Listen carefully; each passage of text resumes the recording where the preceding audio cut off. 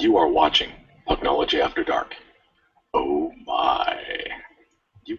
Yeah, you're watching Pucknology After Dark. We're the show that tells you like it is before other guided people. Welcome to this edition of Pucknology After Dark, following a tire fire of a 4-2 burnout by the San Jose Sharks over the Calgary Flames. They have lost 4 in a row, and yes, cue up Tom Petty, we're free falling. If you want to be a part of the show, because deep down inside, we all need to have the therapy of it, please use the hashtag PucknologyAfterDark. You can ask questions or comment about the show. Also, you can follow us on Twitter at Pucknology, at PuckGuy14, at AJ_Strong, at Eric Landy, at ChrisWS, among others. Feel free to comment with us throughout the show and reduce not making fun of me of my AOL connection, or supposed. All right, introducing the panel tonight, we have the chillin' AJ Strong. Yes, I am one of the members of the panel. Is that what he said? Yes, that's what he said. Hey, if the Sharks can mess up as much as I'm allowed for one slip. Chris JWS, good evening to you, sir. What's up? I thought the drinking was supposed to be left to me and AJ. And Eric Landy, spelled the right way. Yep. Brought to you by caffeine, the legal stimulant. Unlike Mike Richards. All right, let's get to this, guys. 4-2. Sharks lose. They've lost 4 in a row. Must be that horrible fourth line, right? Oh, definitely. I mean, they were absolutely awful. I mean, that fourth line of Hurdle, Wingles. Oh, wait a minute. No, that was the third line that was awful. The fourth line is pretty good tonight. I don't know. You sound kind of I know it misguided. probably would have been better if we managed to dress some bangers, but, could have been better. Could have been better. You're so misguided. You guys are I know I misguided am. sluts. You know how much the coaching staff loves Mike Brown. Yeah, they love him as much as I. Never mind. AJ, what were you gonna say? Nothing. I figured I'd show up to this like the Sharks showed up tonight and just hang out. There you go. Hey, why not, right? Because if they're not gonna give a crap, why should we? Fuck it. Let's just go and hang out and enjoy ourselves, shall we? All right, good night, everybody. No, no, we would never do that. You notice on the minutes of the fourth line tonight, the least played was just a hair over 9 minutes. Notice that they trusted that entire line to play actual minutes. And that was in spite of the fact that they were on the penalty kill and the power play a fair amount of the game. Chris, would you mind doing us a favor and describing minutes for us, the actual NHL term? Thank you. You know, those things that time, again? minutes. Oh, yes. It's on minutes ice. as in, allowed to be on the ice. The thing that Mike Brown is generally not, I know he plays a very hard 4 minutes a game when he's in. But, yeah, it's interesting. When he's not on there, a lot of guys get to play more. And they actually get to play with the puck, right? Right? Yeah, no less. Yeah, they were playing in the offensive zone. It's a strange phenomenon. What is that? What's the offensive zone with the fourth line? It's been so long since we've seen it.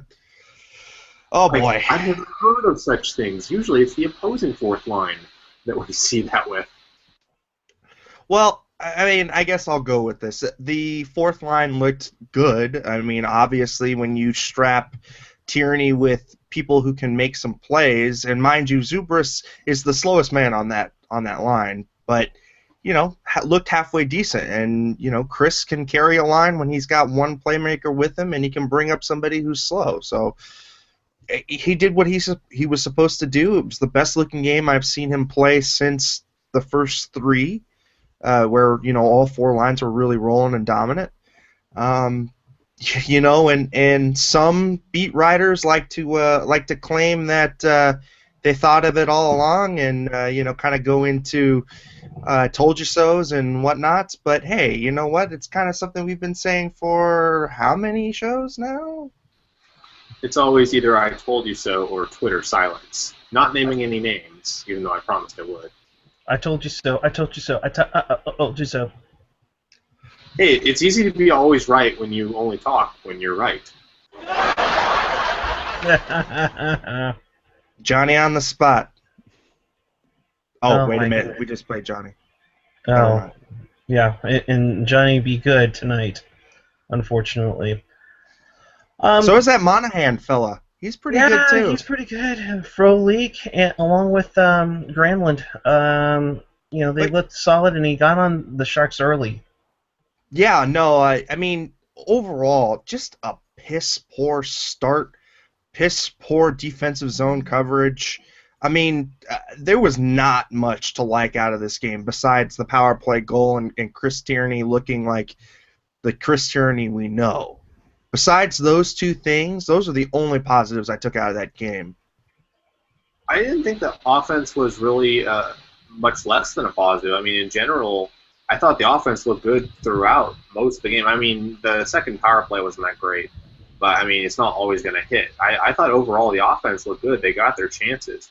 I mean, the problem is when you're constantly trailing, it's hard to do much more than that, and that came back to the transition to defense.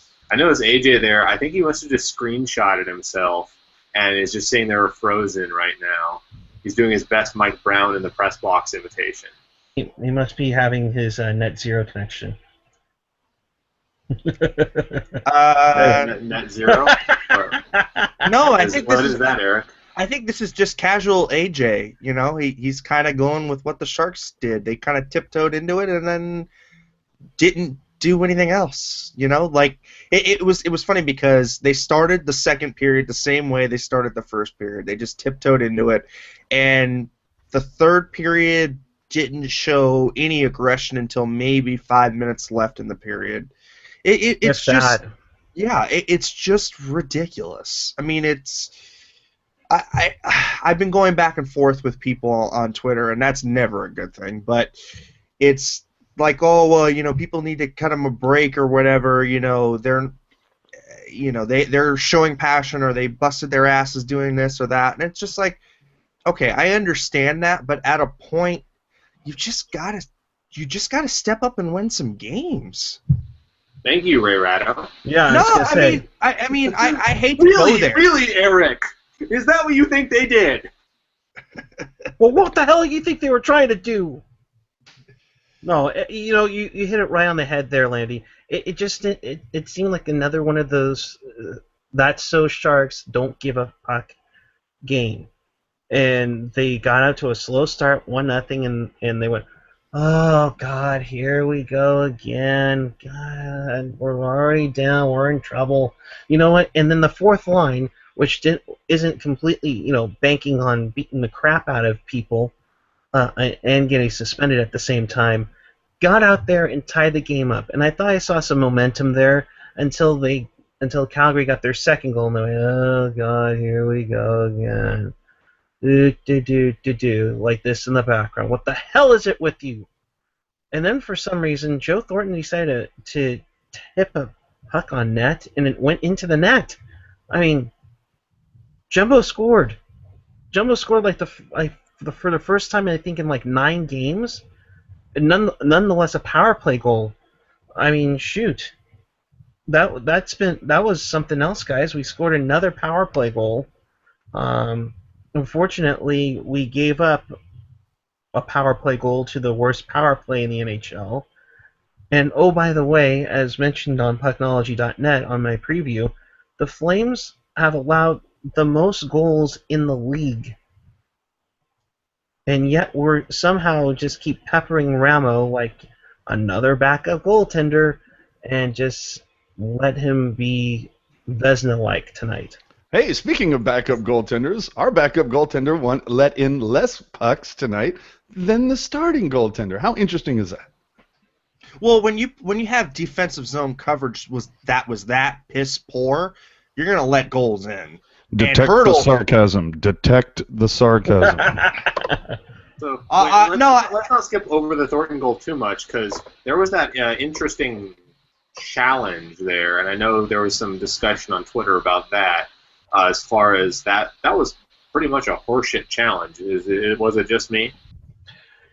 It was a stupid challenge, although if that goal gets disallowed, you're essentially going to an in the crease rule with goaltender interference.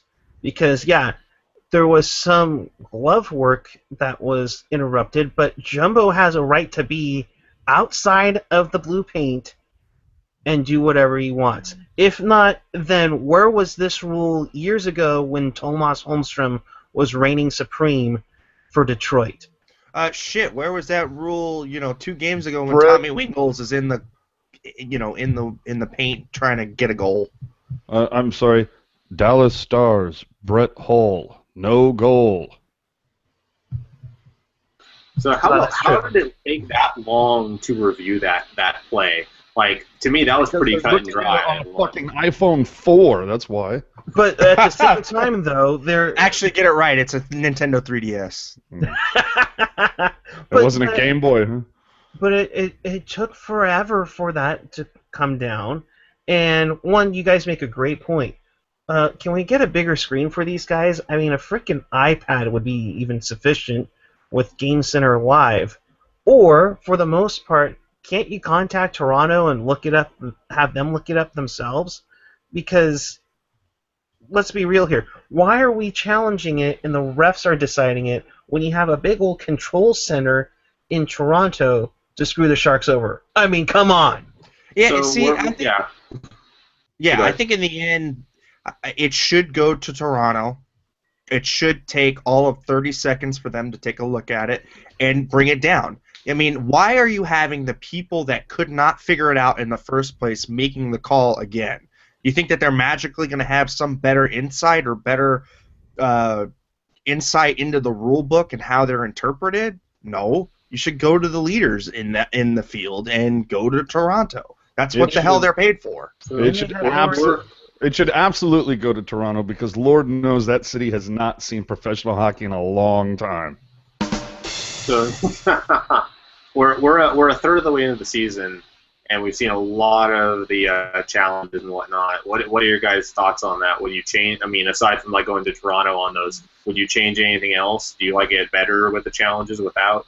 I know some people have even said like they shouldn't even have the challenges because it slows down the game too much, and I can't agree with that at all. Too many calls go bad, in my opinion.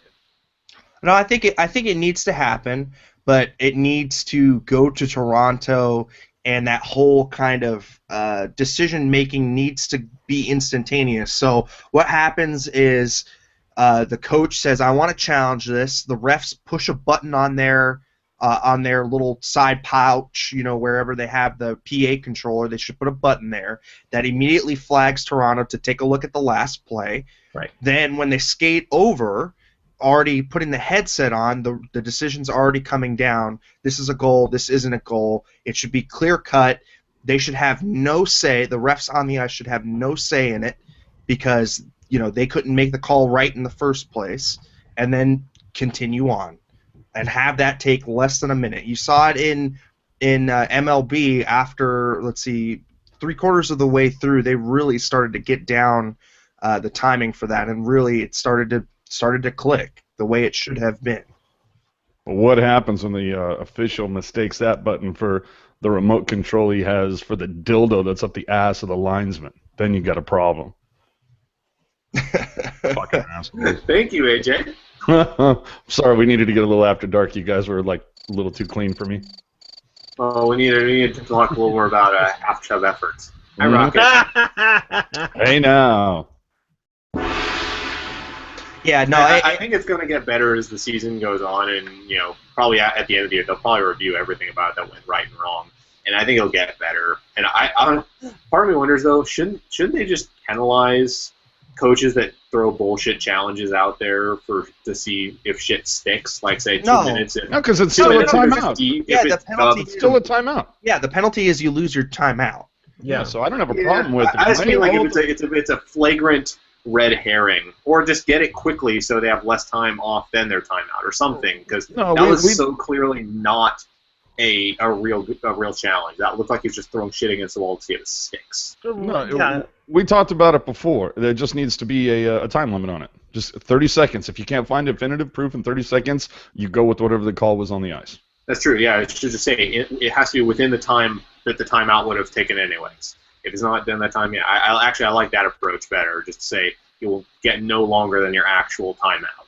Yeah, and no input from the on-ice officials, because they're going to see it one way and they're going to want to argue their point because they don't want to be overturned, because then it makes them look bad. Just go straight to Toronto. Cut the on-ice officials out and just have the panel come down from a judge who's ruling at it with all the angles. I don't understand why this is taking so long to figure it out, and it drives me nuts with the NHL, because they seem to be the people that have the hardest time implementing rule changes before it has to go through a committee, before it has to go through all this different shit. I mean, like last year, baseball. Well, dude, look at every other sport. I mean, the other big three sports, it's the same thing. Just about every time they go to a replay, it's a ridiculous amount of time that takes forever to get back to the game. Just thank God that the NHL only has one challenge per side. Yeah, I don't know. I just waste them as much as they do. I mean, they only have one. Like, they'll throw it out there for anything. Yeah, absolutely. Let's talk about the big elephant in the room, as we like to call it, and it's our favorite subject since we started the show back in 2014. Yes, we're talking about defense and the lack of organizational depth and development of. Which one of you guys want to start off with this? I feel like I've been talking about it for I don't even know how long, so somebody else can go, because it's all I ever say, it seems like, every time we do one. You guys are silly here. We're not the ones that have been talking about this. Our good friend, the insider, has finally brought up this important issue, and we are just copying him. But I will gladly start off. We are calling this our hashtag Tire Fire Dream Team. We have all picked our best or our worst six defensemen. Our best worst six defensemen. So I'll start off. Eric, if you'll put up the graphic. Absolutely. Here we go, folks. It's the Tire Fire Dream Team. Our picks for the Sharks' worst defensemen. Yeah. So on my team, my starting pair is that awesome combo, Stewart and Hammond, that gives us so many great memories. 2013 through 2015. Then who could forget Nicholas Wallin, and of course the unmatched Kent Huskins. Then rounding it out at the bottom there, Alexei Semenov, and I had to get a little face punching in there, so I added Petrecki. Hold on, did Petrecki ever skate in one of the 82 games? Yeah, I think he's got two NHL games, right? Wow. Yep, he's seen it up a few times, and we saw why he spent his entire career in the minors. All right. Clearly, this would have been funnier had we done a draft, because I see a lot of the same names, but go ahead. True. I'll go next. I have my three pairings. Of course, the original Tire Fire 2014-2015, Erwin Hannon, our favorite subject from last season. I'll go with Alexei Semenov, who would fight but take a roughing penalty, and then be roughed up and take a fighting major, along with our favorite guy who has the most inaccurate slap shot in the history of the NHL, Christian Ehrhoff. And then the other two, I mean, let's trade for a guy at the end of the 08-09 season and never use him in the playoffs, because heaven forbid he might take us over the cap, Kent Huskins, and barely got any time in it. And then, of course, the Sloth himself, the guy who gave the Colorado Avalanche 2 freebie games in overtime and cost us a run at Lord Stanley's Cup in 04, Mike Rathje. All right, I guess I'll go next. I've got the incredible first pair of Colin White and Scott Hannon. Just Colin White. What more can you say? Just the greatest acquisition of New Jersey castoffs. I mean, New Jersey Stanley Cup winners. We also have Murray from the 2013 season paired with the ever popular and sustainful and what else? What other words can I think of? Oh, face puncher. Yeah, that's right, Vandermeer. And then we have an awesome third pair of Huskins and Walleen. So yeah, that's my 6. You ignorant sluts. No, we're misguided sluts now. Yes, you misguided slut.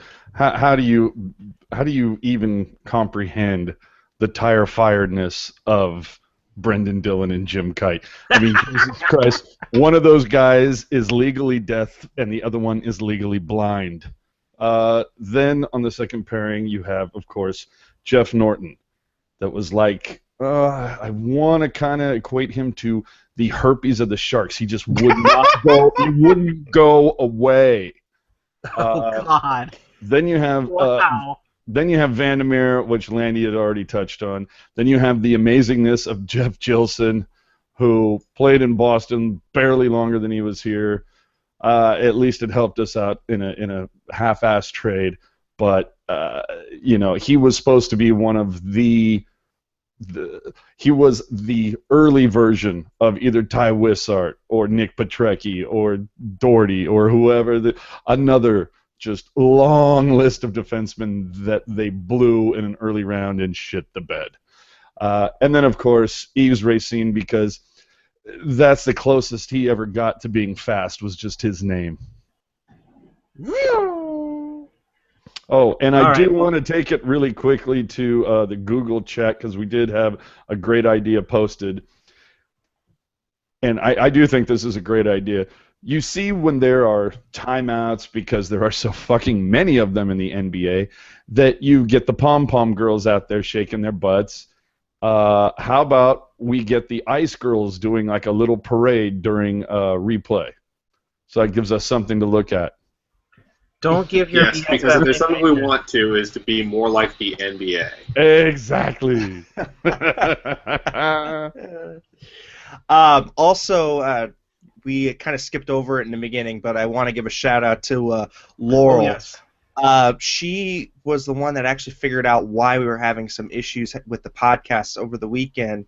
Apparently, Google Hangouts on Air decided to dump all video from anybody who had Hangouts on Air over the weekend, so we were affected by that outage. And Laurel just happened to find that little tidbit of information in a Google release somewhere. And I still can't believe she found it, because it was just some obscure chat forum with a Google representative. So thank you, Laurel, and we have the problem resolved, and we've got all the old episodes back. So if you guys want to take a look at great episodes from 2 previous Sharks losses, they're up there.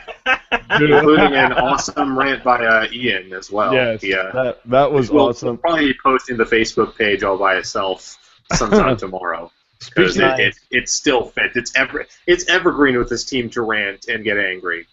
Yeah. Speaking of awesomeness, we do have to touch on the Google chat here.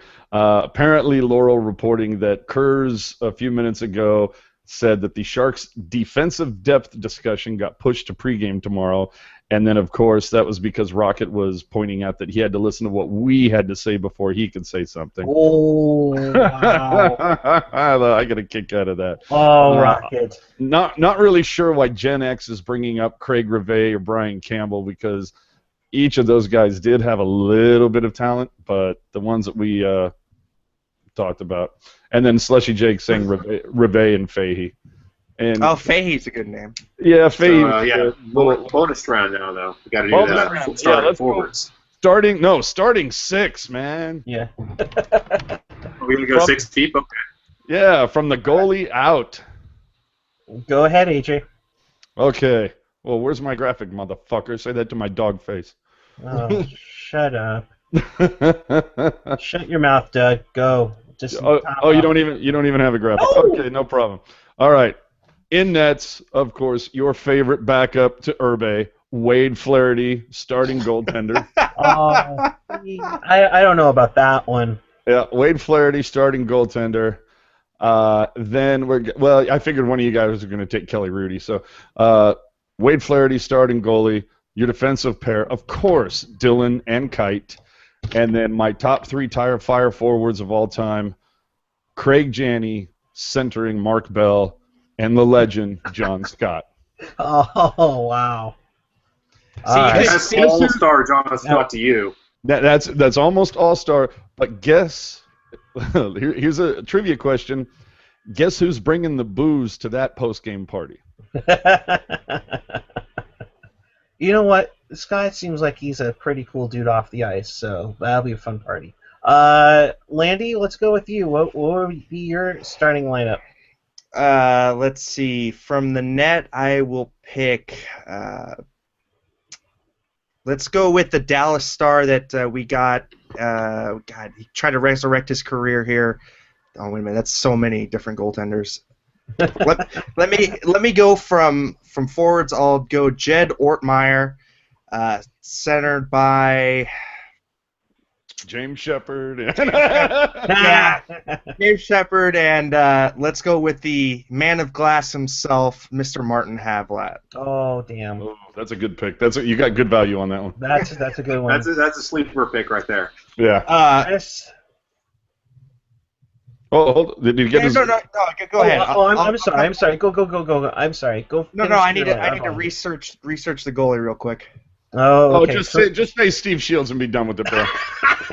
I can give my starting 6 while waiting for Eric if you want. All right, go ahead, Chris. So, yeah, I got my starting 6. So starting line for your San Jose Sharks would be John Scott at winger, Michael Hanzus, the he of lead feet, centering, Jody Shelley on the wing. Oh, nice value.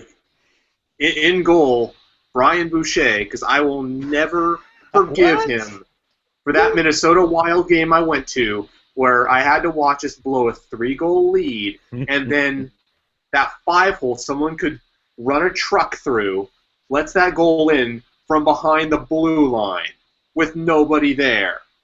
I have not forgiven him for that. And then defense, it's got to be the classic tire fire, Irwin and Hannon. Or sorry, Hannon and Stewart. Gotcha. Landy, do you have yours prepped up? No, not yet. All right, I'll do mine in the meantime. Oh, Ed Belfour. That's who I was thinking when he was a Shark. Belfour. That's a good choice. But you guys are all misguided, ignorant sluts with the fuck! teleporter. Here comes Toskala. You know what? I would have said Toskala, but I'm going really old. But here is my lineup for your San Jose Sharks.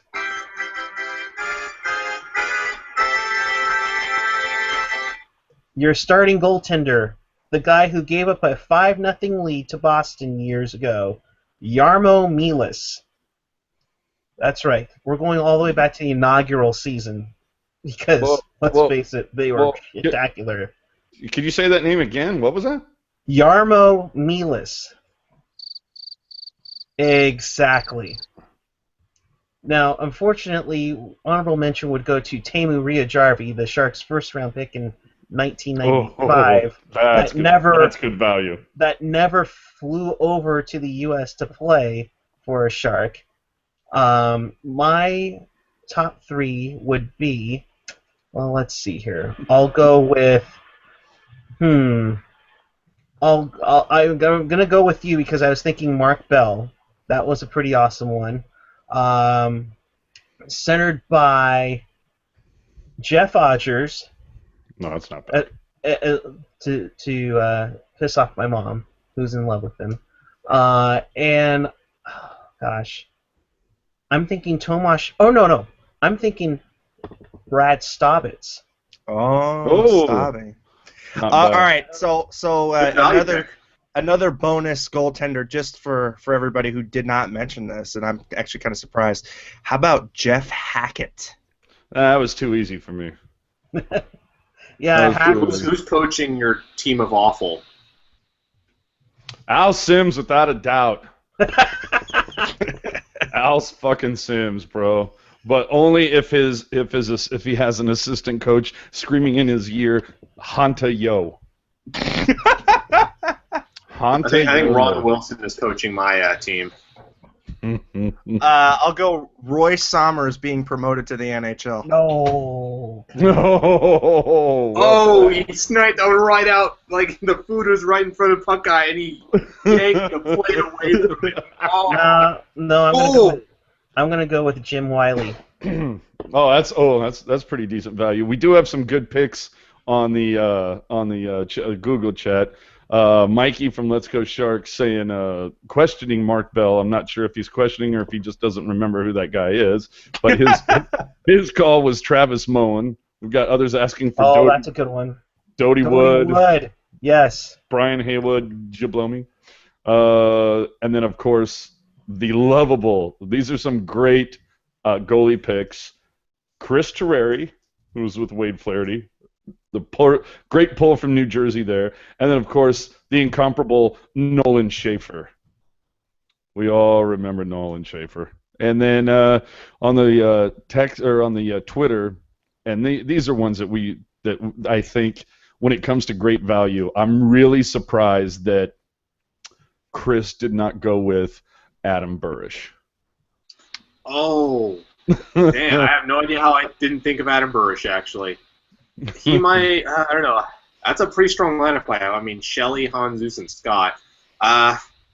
He might be able to take Hanzus' spot. Hanzus is pretty awful, but Burish was worse. And he had a worse contract. I mean, 4 years for that. Yeah, no, it's... But he won a cup. Yeah. Yeah, because that always is so significant. Yeah, let's see. Twitter, you all forgot the 3 months of Mark Messier's rights we had in 2003. Oh, if only. Oh, okay, Mike pulling out a great one. I believe I'm pulling it out of my ass if I can remember the number, but Darren Turcotte, I believe number 9. Man, that's Tyler Kennedy. That's another one that I've. Bear pig, Tyler Kennedy. Oh yeah. Yeah. That guy was the ugliest dude I've ever seen. And I don't normally go around evaluating dudes' appearances, but I mean, that guy. You mean something like this? Yeah. Chris Edwards pointing out that Schaefer was 5-1 as a Shark, so probably the goaltender in the Sharks' history that has the best winning percentage. Small sample size. Did we lose Puck Guy? I think he's taking a phone call. Oh. So when you exceed your AOL minutes, they'll actually give you a courtesy call.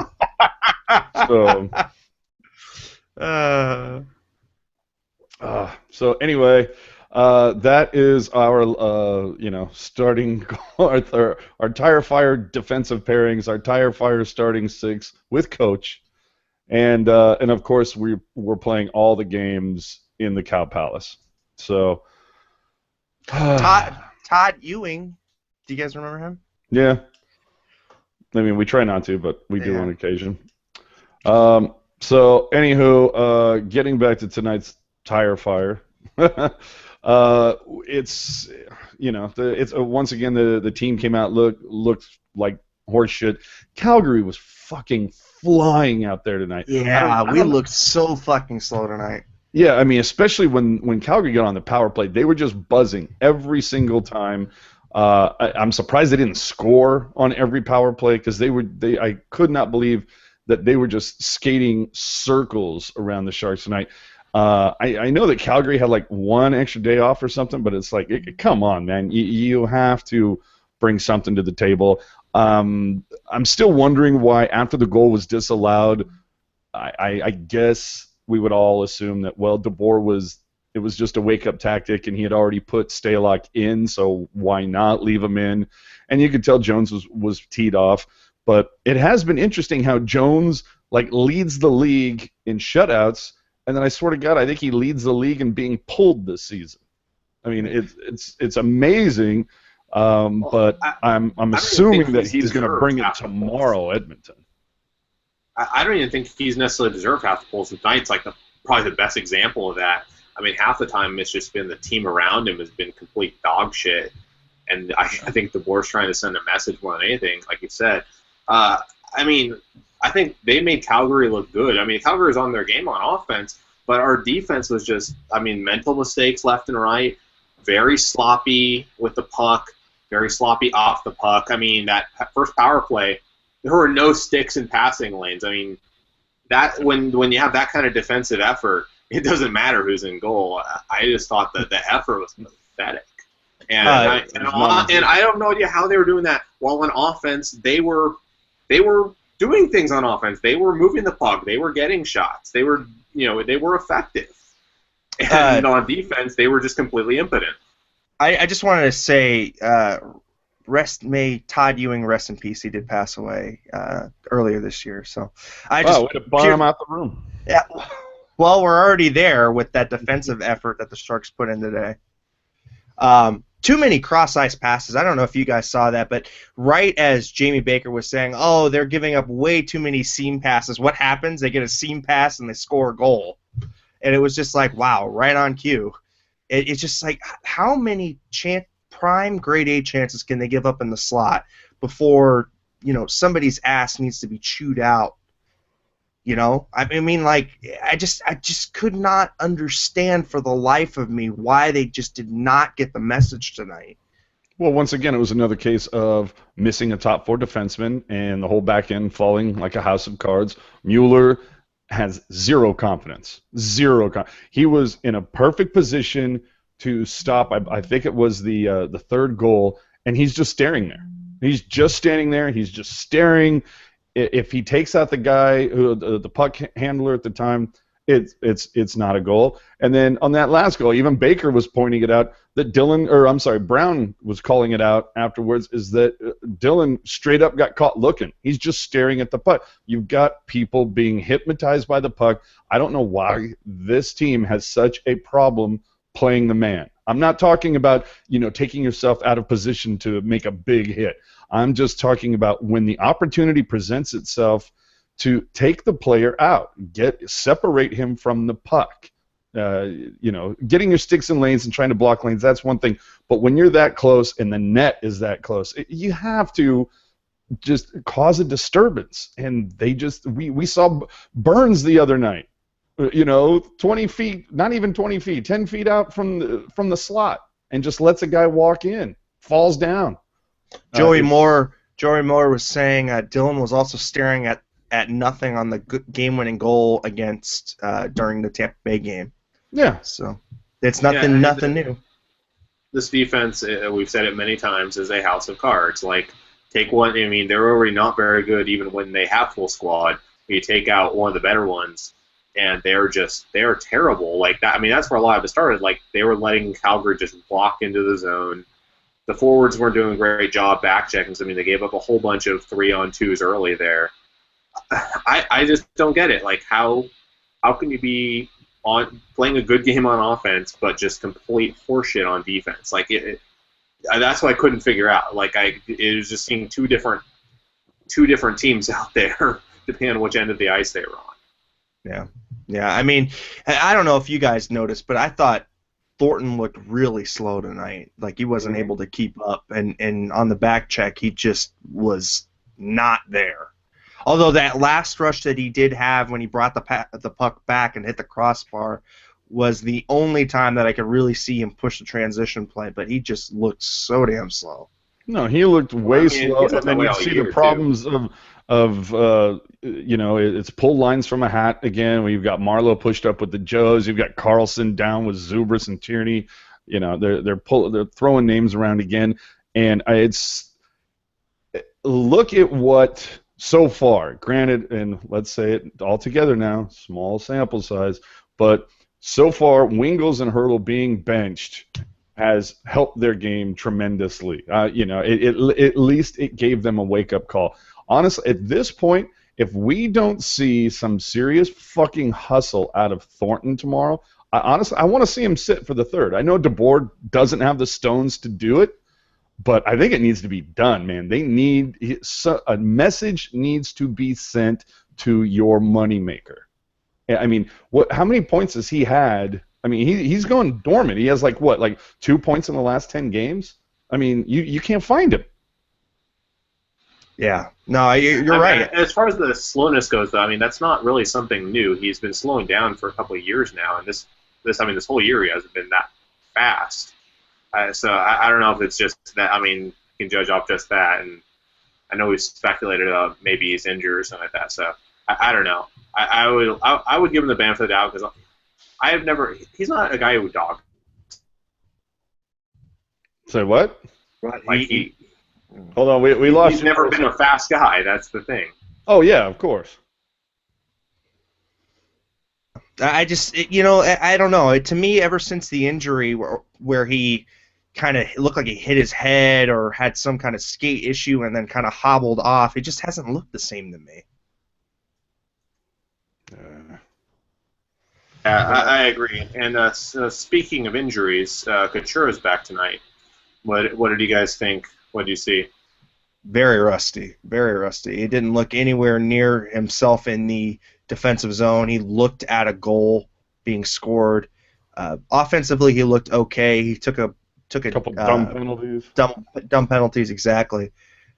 And to me, it just seemed like, I don't know if he was rushed, or I don't know if he needed to be in practice more often to get up to game speed, but he just looked like the game was going double speed for him all night. Well, I mean, he might need to be in the game to get up to game speed as well. And if there's a team that you want to get up to game speed, wouldn't it be the worst one in the league? Yeah, you'd hope. You got it handed to you by the worst team in the NHL, the worst power play, the worst penalty kill, worst goals at home.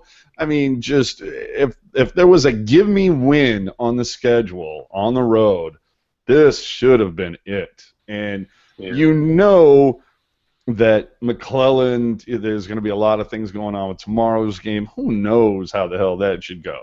It should be another give me. But who knows? T-Mac might be telling his boys, okay, if we only win one more game this season, let it be tomorrow. Well, actually, no, it's when they come and visit, right? I think, winning in San Jose. Although that's not hard with our home record. We've got NHL Ties chiming in on Puck Guy. He said, did he forget to turn off call waiting? For those viewers who are young, too young to remember, there was a time when you had to use a phone line to get internet. So, wow. I mean, I don't know. It was the thing that really kind of pissed me off was just how slow they looked in contrast to how many days they had off. They just looked ragged. And it's like, you guys just had 2 days off in a row, and why did you come out like this? I don't know. This seems to be a persistent issue with this team not getting up to start. And it's just over and over and over again, and they can't seem to pull themselves out of this. Yeah. Well, and NHL Ties saying, check the last 10. The Oilers are playing really well, and St. Owen pointing out that the Calgary has won 7 in a row at home. I'm just talking about straight stats. They've a lot of it has been. Look back at what we talked about on the teal tinted glasses when we did the Pacific Division preview. Both. Myself and Ian had Calgary. I think we had them slotted in the 3 or the 4th position in the Pacific. We expected a lot more than they've shown this season. We like their balance on the defensive end. I don't know if it's Ramo. I don't know if they're just not getting enough offensive help at the time. But if they keep buzzing like they were tonight, it wouldn't surprise me if they got into the 3rd or even snuck into the 2nd slot, with the Pacific Division being just a hair better than the NFC East in football. Yeah, I mean, that's pretty much the only reason why the Sharks are in any position right now is because this division is so bad. Meanwhile, the Kings are running away with it. Don't have the graphic right now, but the Kings, I believe, have an 11-point lead right now, and that's going to be pretty hard to catch up to for anyone. Well, It's 9-point lead. Oh, 9 points. Okay. on a on the Google chat, pointing out St. Owen pointing out Edmonton does have a winning record at home, so we'll see what happens. And question for both of you guys. I'll start with you, Chris. Anyone tired of DeBoer having a short leash with Martin Jones, or do you think he does have a more short leash?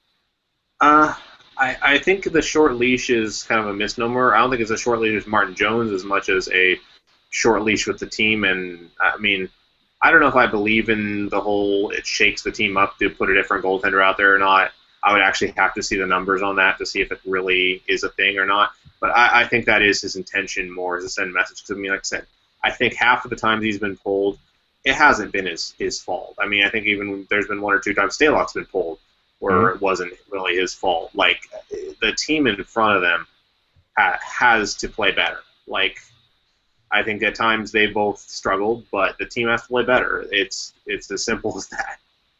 Yeah, no, I'm on board with Chris, and maybe even to take it one step further, I think it could be DeBoer saying, "Hey, look, Jones, I'm not going to leave you in there, buddy, when these guys are playing so piss poor. You know, I don't want you to lose confidence in the way that you're playing because right now you're seeing shots that you shouldn't be seeing.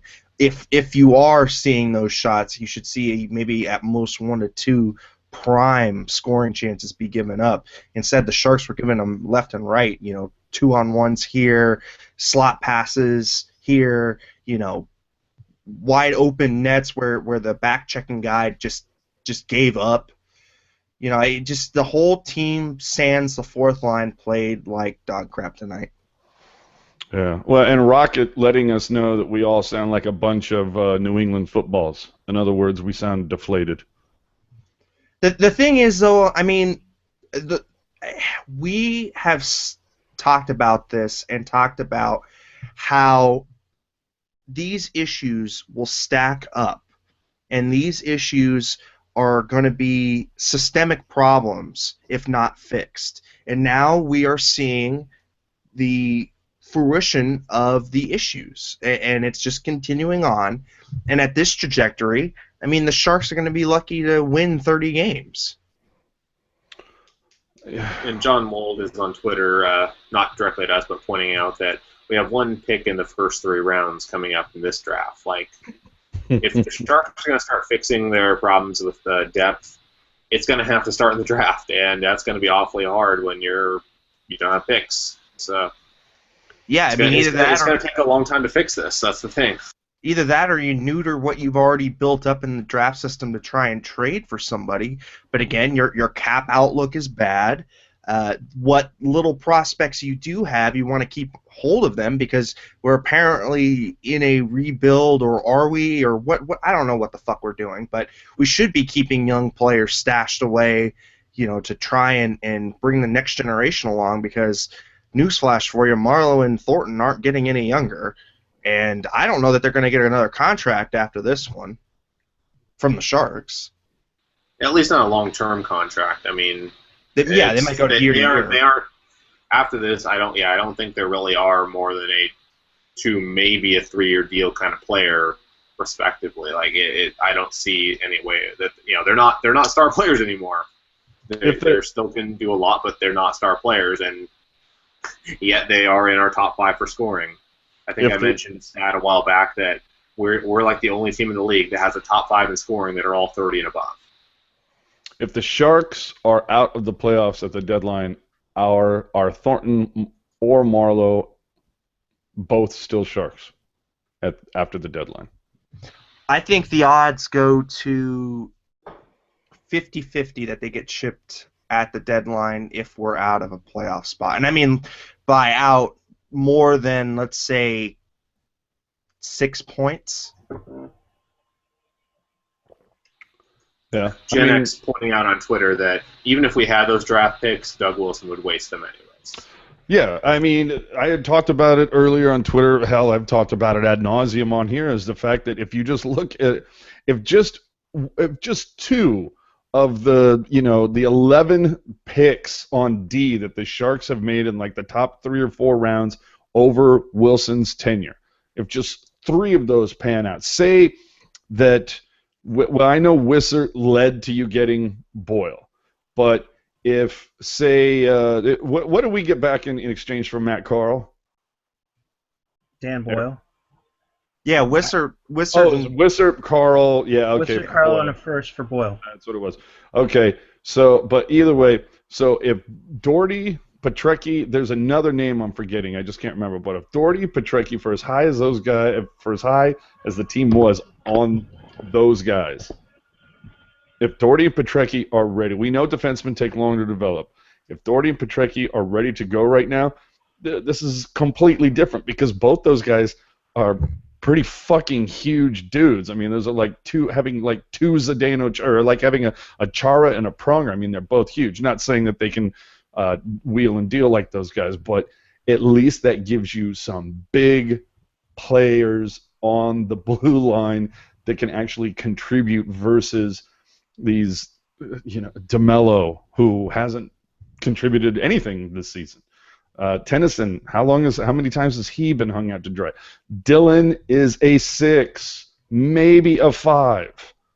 I mean, at least they got rid of Irwin. But if those guys if at least a couple of those defensive picks made it, we're looking at a totally different thing here. But I mean, Wilson has proven time and time again. I don't understand how this scouting staff is still here after all this time. I don't know how many of them have been replaced, but the fact that go ahead, Eric. Sorry, I was going to say that maybe the one guy you're thinking also is Conrad Althauser. Yes. Yeah, well, I mean, but the thing is that everybody knows that defensemen take a lot more time to percolate. So really what we're looking at is the 2008-2009 draft, and that's really where the defenseman would have an impact today. So you look at from 09 and 08, the two drafts, William Wren was our highest pick that year. He was a second rounder, and Taylor Doherty was a second rounder. Then you had Dominic Bleak as a seventh rounder. So those are the only defensemen. You took 3 defensemen in the 2009 draft. None of those guys panned out. The 2008 draft, you had Samuel Grew, Julian Demers, Jason Demers, and Drew Daniels. I mean, those are the guys that right now would be in their prime on this blue line, and nothing. Yeah. Nothing. And I'm just talking about the guy. And if you look at that, the only guy who panned out of that was like a 6th-round pick. And it's like, I'm talking just in the top 4 rounds. The last time they took somebody worth a shit in the top 4 rounds was Vlasic. I mean, we're talking over 10 years ago. Petrecki, Doherty, Wren. I mean, there are guys. If just two of them pan out, if you can get a second, a number 2 defenseman and a 3, maybe 4 defenseman, and like we talked about last time, that would even give you the flexibility that if you had enough depth at D, you could have Burns on D, or if the situation called for it, you could put him at forward. There, you have options, and right now the Sharks have nothing on when it comes to options on defense. Yeah, I'm looking at the draft history from HockeyDB. They have a really great page that shows all the picks and where they've kind of panned out. And shit, I mean, the last great defenseman probably drafted in the first round was Jeff Gilson. And I mean, like, that's a long time ago. That was 99. And he was far from great, my brother. Wasn't Brad Stewart Vlasic a first rounder? No, Vlasic was a 4th rounder. Vlasic was a 4th rounder? Oh, okay. For some reason I thought he was the first rounder. Second, sorry. 35th overall, second. Okay, so that's pretty close to a first rounder.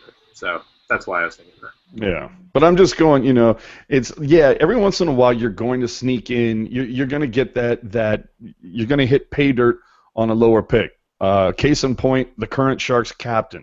You're going to get something good on the lower end. Braun is decent for being a 7th. Demers was decent for being, I believe, a 6th. I mean, you're going to find those needles in the haystack from time to time, but you have to have a winning percentage in your top 4. You have to be doing a little bit better. Yeah, if you're going to draft 4 guys in the top 4, you got to at least get one of them to pan down, if not two. I'm not expecting them to bat 1,000, but you got to go over 500. Pre-2000, let's say pre-2010 draft, it seemed like they were really looking for that standout kind of draft pick where it was high upside but high risk. And ever since, let's say, after the 2011 draft, they really started to kind of bank on players who are a little bit more established. I mean, you look at Hurdle and Tierney and O'Regan. I mean, those were kids with a little bit more of a track record that they picked, and they've also started to go with the European players a little bit more. So, you know, you can definitely see the trend shift from the type of player that they're drafting, but still, it took way too long to overcorrect the drafting scheme that they were picking for so many years. I look at what I know it's a different, it's apples and oranges, but I kind of look at how the Giants have built their defense. I mean, everything is homegrown. You know, Brandon Belt and Joe Panic, and even the guy they had to fill in, Kelby Tomlinson, had some spark. Crawford. Yeah, Brandon Crawford, Duffy, Sandoval, Posey. I mean, that entire infield, it's all homegrown that they have brought up, and they're all very defensively sound. And then all the pieces in the outfield, those are all trades and, you know, pieces that they've brought in that didn't come up through their system. And it's like if just the Sharks could try to harness that, where you've got just this great defensive group that has been homegrown and that you've picked really well, and then you can bring in the forwards, because the forwards, as we've stated, they develop faster, and for God's sakes, there's just a shit ton more of them.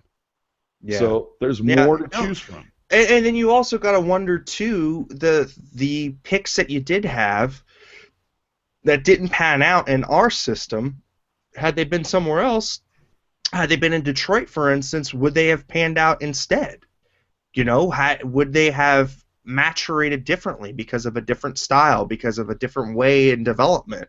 I mean, we'll never know because, you know, the system is what it is, but still there is a breakdown in the type of people that we want to draft, in the style that you want to develop them into, and then finally pushing them into the NHL. I mean, look how long it took for Matt Tennyson to be pushed up into the NHL. Now, he's not, and I don't think he's an NHL defenseman now, and he should have probably stayed in the AHL longer, but he was riding this Worcester Shuttle Express where he was up for 10 games, down for 10 games, and we've seen it with Mirko Mueller, and the only thing that does is stunt development. Because the whole thing is, why is Tennyson there? Because they don't have a better fucking option. Yeah, Stollery is not a better option. DeMello is not a better option. Abelhauser, not a better option. When Tennyson is your best option, how are there not red flags all over SAP? So speaking of Mueller, have we effectively ruined him? I mean, at this point, I'm really wondering about his future, because I know he's only a year and a half in, but look, the early returns are not looking good. Oh, he is playing so scared. He has zero confidence out there. Yeah, his confidence is shot, just like Petrecki, Doherty, Abelhauser. So Doherty and Petrecki never even got the shot. Not even got what Mueller had. Right, because they couldn't even mount to anything. Right, and so, you know, Mueller, at least in the interviews that I've read, he's basically said, I understand why I'm now in the AHL. You know, I understand why I'm there to develop, because I get a lot of minutes and it builds up my confidence. And he literally said those words. And so that's telling me, this kid is not, you know, he's not comfortable here. You know, and he's not ready to take on fully grown men. He needs to develop in the AHL. Right, like Rocket just said on the chat, I love Mueller when he gets to play a more physical game. He seems to enjoy using his size, which is great, but he was also supposed to have some sort of offensive capability as well, and neither side is showing. Well, I think he was drafted as a as a Mark Edward Vlasic kind of player. So I think he was. If Well, you no, watched him play in Everett, not really. Like I watched him play in Everett a lot.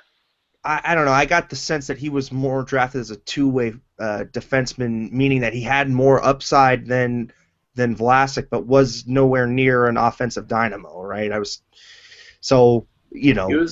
very effective at moving the puck in Everett, and I mean he was a lot more of a puck mover than Vlasic is. I would call him more in the mode of like Braun probably would be a closer equivalent, I would think. Chris Edwards on the Google chat claiming that Tennyson was a long-term project. Now, the Civil War, that was a long-term project. Like, Tennyson, if you're not ready when you're 27, I mean, Jesus shit, dude. It just goes to show, once again, just how badly they've done when he's your best option right now. And of course, and you know that even though we've been talking about this for God knows how long, you know it's in the Sharks' head now when Kevin Kurz is going to talk about it tomorrow. Right. I hope he's taking good notes tonight. He's going to kill us. Man. Oh, well. YOLO. I'd like to apologize for my absence. Apparently a massive equipment crisis occurred at my work. And let's put it this way: a plug sparked and actually broke off. So that therefore they were calling and even FaceTime, having me figure out what are we supposed to do. It's like you call the emergency equipment repair line. That's what you do. So my apologies for taking off on that. So I'm sure there are plenty of jokes at my expense. Chester Chivo, of course, mentioning one. Thank you very much. Yes, I have my I have my 100 free minutes of AOL floppy disks. I don't understand why people keep saying hi to Kevin on the Google chat. I don't believe he's lurking, but you know. He could be. No. He could be. He could be, but that comes into your Tinder time, man. Yeah. Guys. Keep the flows of. I love that. Above the waist. No, dude, that was fantastic. All you heard was guys, and then his fucking connection went out. Hotels don't have the best internet, you know. I just wanted to post up a little Gen X Photoshop action there for you. Like we said before, if you're not following him, you need to follow this guy. He's always coming up with great cracks, and there you go. The Sharks needed to raise that no defensive depth banner. He's got it from 2003 on, but I would say it probably started before that. Oh, way before that. I still enjoy it. I'll do that. I still love the one that somebody did. And in fact, I'm sorry, Gen X, if it was you, and I just don't remember. But the one who put together a similar graphic that just said Torres, 41 games. or Sharks named best jersey or whatever, you know. Yes. There's the winning in Buffalo one as well. Oh yeah, that was a good one. That is the high point for the season at this point, right? Winning in Buffalo. Hold on. You know what? Now that I'm thinking about it, so tonight the Sharks got it handed to them by the. Now, once again, you can say, well, yeah, they're a different team over the last 5 games or and if you break it up into segments like that, that's one thing. But just from the start of the season to going into tonight's game, Calgary was ranked 30th power play, 30th penalty kill, 30th points in the league, the worst team in the league, and they handed it to the Sharks tonight.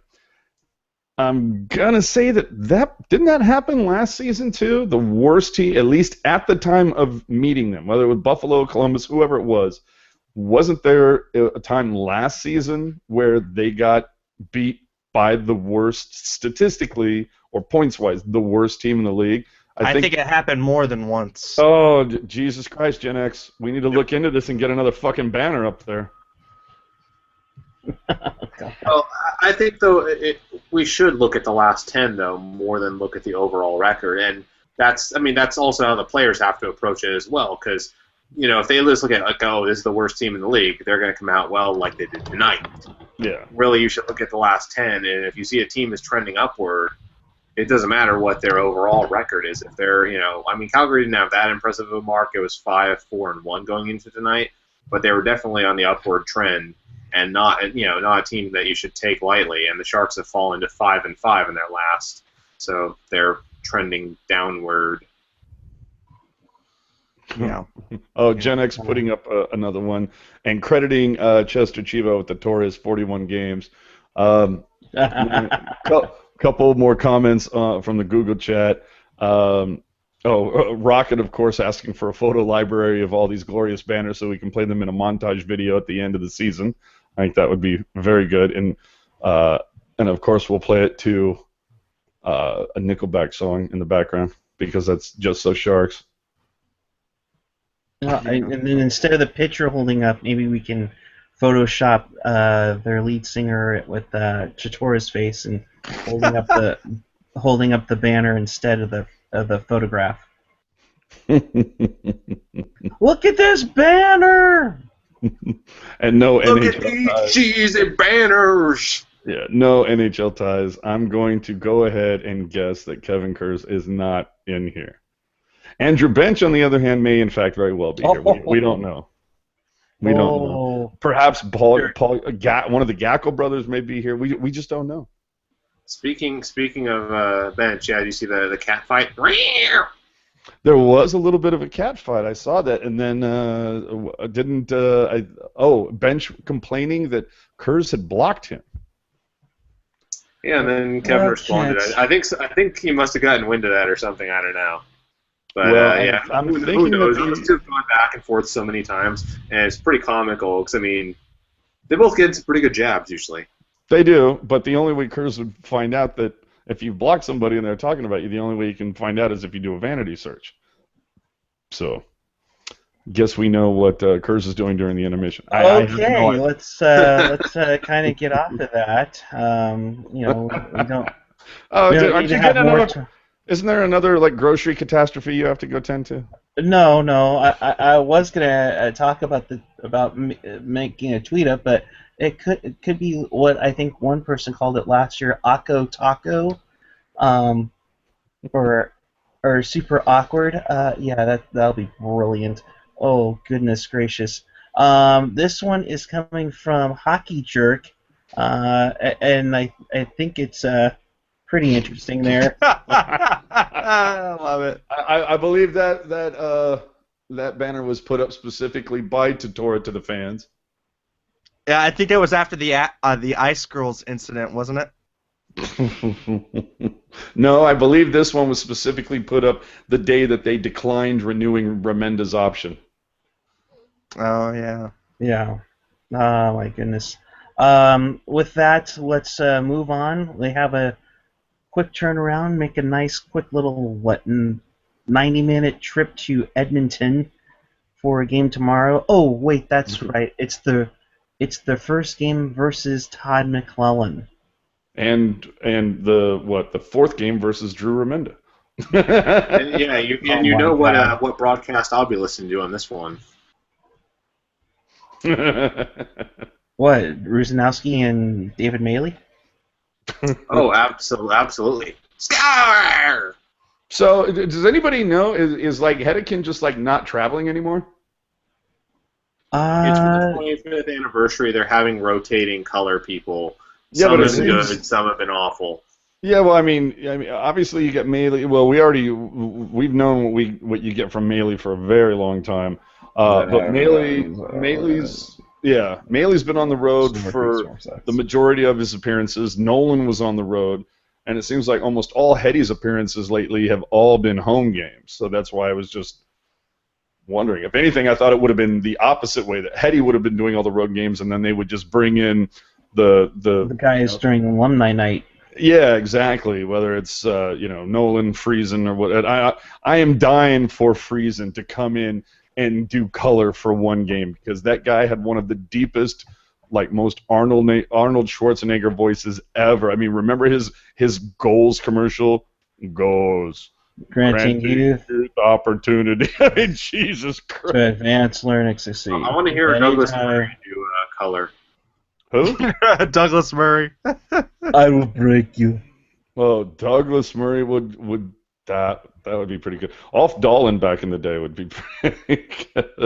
Or No, Wallene. no. Wallene hamburgers. Oh, hamburgers. No, guys. Herbe. That's like icon. Once again, that's good value. NHL Ties commenting on the Google chat. Hedekin's deal included a lot of time off. He was lined up to be the TV replacement, but he wanted nothing to do with the travel because of family. So I guess we know that Christie cracks the whip in that house. Just kidding. But he admits he's a better skater. Well, I would, yeah, but I think we're all, I think we're all better off with Baker being with Randy rather than Hedekin. I'm not the biggest Hedekin fan. See, I like Hedekin more than I like Jamie, to be honest. Yeah, well, I mean, it's all, it's you know, what do they call it? You know, it's personal preference. It's all, you know, if you like it, you like it. If you don't, you don't. It's all fine, like music, like everything else. Guys, we have an exclusive. It comes from Kevin Lacey. You can find him on Twitter at KevinLacey22. Longtime fan, I know. Apparently, this was the reaction that Drew gave John Turturro when he was telling him he was let go. That's an old one. That's been on my phone for like 5 years. I've never seen that one. Nice job, Kevin. I think we should probably wrap it up from here, guys, with the Edmonton tomorrow. A quick turnaround.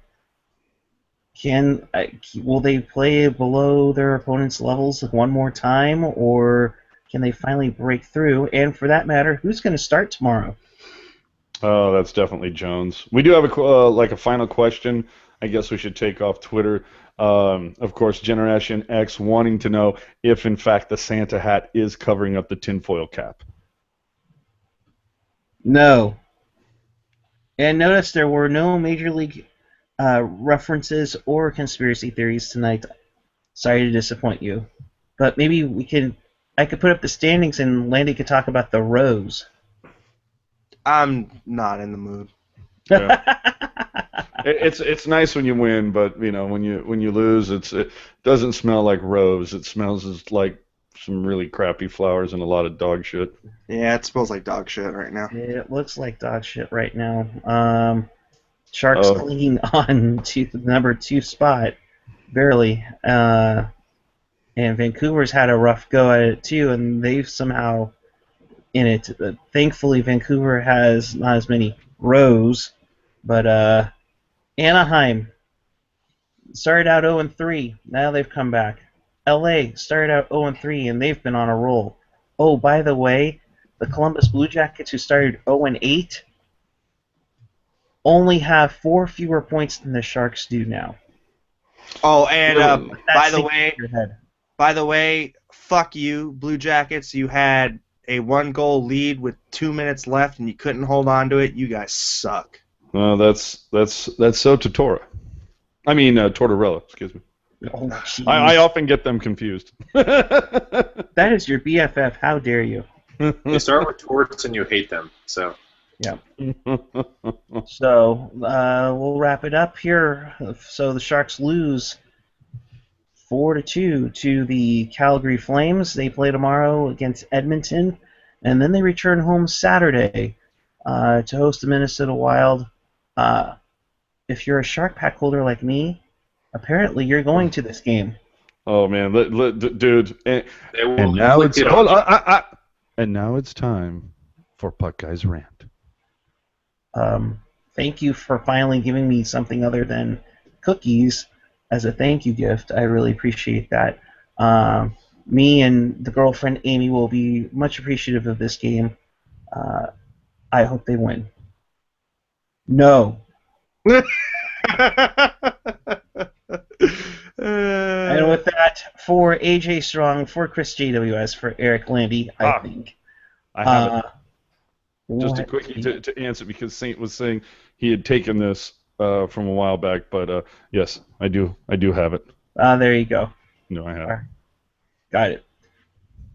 So for AJ Strong, Chris JWS, Eric Landy, apparently it's a tan AJ Strong now. Get my Doug Wilson on, bitches. Cool, you can't draft defensemen either. Awesome. Yep. Daryl Martin, Rocketback, and Wendell McGowan, Randall Hahn, Felix. I think I got them all this time. Yes. Until tomorrow night, keep it real. Phew.